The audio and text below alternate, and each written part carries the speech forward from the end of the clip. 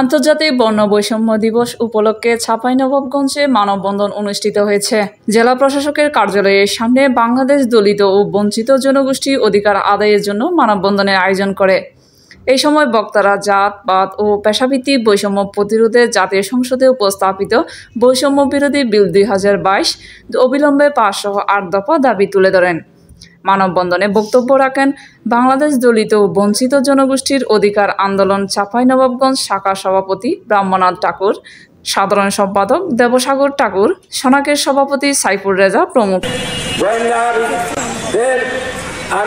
আমরা আন্দোলন করে এসেছি, কিন্তু সে তখন দাবিগুলো বাস্তবায়ন হয়নি।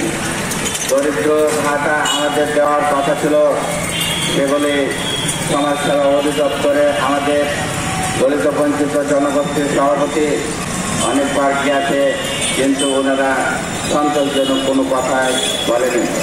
আয় উপার্জনের দিক থেকে যেহেতু শ্রেণীগতভাবে অবস্থান তাদের সকল নিচতলায়, সেহেতু তাদেরকে নেট নজরে দেখার জন্য, তাদেরকে সমমর্যাদায় মানুষের মর্যাদায় আসে দেখার জন্য সরকার বাহাদুরের কাছে আমরা এই কাফেলা থেকে, এই মানববন্ধন থেকে জোর আওয়াজ এবং জোর দাবি জানাচ্ছি।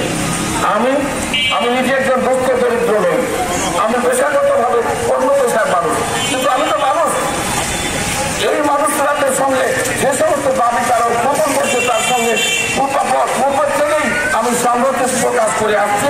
আজও আমি পুনর্ব্যক্ত করছি যে শেষ দিন পর্যন্ত এই দলিত বঞ্চিত অংশ মানুষ যতক্ষণ পর্যন্ত তাদের ন্যায়সঙ্গত দাবি আদায় সক্ষম হবে, যতক্ষণ পর্যন্ত তাদেরকে মানুষের মতো চোখে প্রশাসন বা সরকার বা কনস্টিটিউশন না দেখবে, ততক্ষণ পর্যন্ত তাদের আন্দোলন চলবে এবং সেই চলমান আন্দোলনের সঙ্গে আমরা সংহতি প্রকাশ করে সঙ্গে থাকবো। চাঁপাইনবাবগঞ্জ থেকে রিপোর্ট করেছেন Mohammad Abdul Wahab, country news, BD.